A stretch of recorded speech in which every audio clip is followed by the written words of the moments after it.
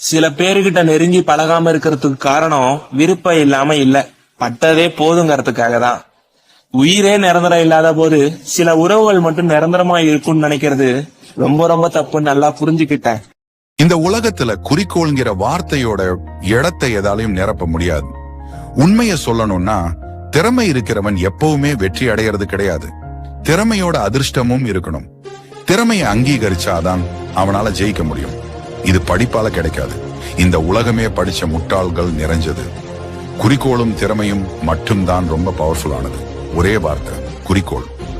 பாறை தடுத்தாலும் பாதை மாற்றி செல்லும் தண்ணீர் போல, தடைகள் வந்தாலும் இலக்கை நோக்கி ஓடு. மென்மையான துளிதான், ஆனால் விடாமல் விழுந்தால் பாறையையும் துளையிடும். உன் உழைப்பு சிறு துளியாக இருந்தாலும் அது தொடர்ந்தால் வெற்றி நிச்சயம். ஒட்டாத உறவுகளின் மனதில் உறுத்தலோடு வாழ்வதை விட ஒதுங்கி தனியாக நின்று வாழ்வது சிறந்தது. புரிந்து கொள்ளாத இடங்களில் அன்பு மட்டுமல்ல, உண்மையும் கூட ஊமை ஆகிறது. யாரையும் குறை சொல்லுவதை விட நம்மை நாம் மாற்றிக்கொள்வது நல்லது. இந்த உலகத்தில் யாரையும் அதிகமாக நம்பி விடாதீர்கள்.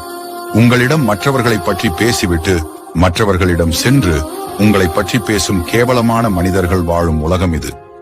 வாழ்க்கையில் சில மறக்க முடியாத அனுபவங்கள் அன்பாக பழகுவதை மறந்து அளவாக பழகுவதற்கு கற்றுக் கொடுக்கிறது. ஆனால் ஒன்று, நீங்கள் இருட்டில் இருக்கும் பொழுது விளக்குடன் வந்த மனிதர்களை மட்டும் மறந்து விடாதீர்கள்.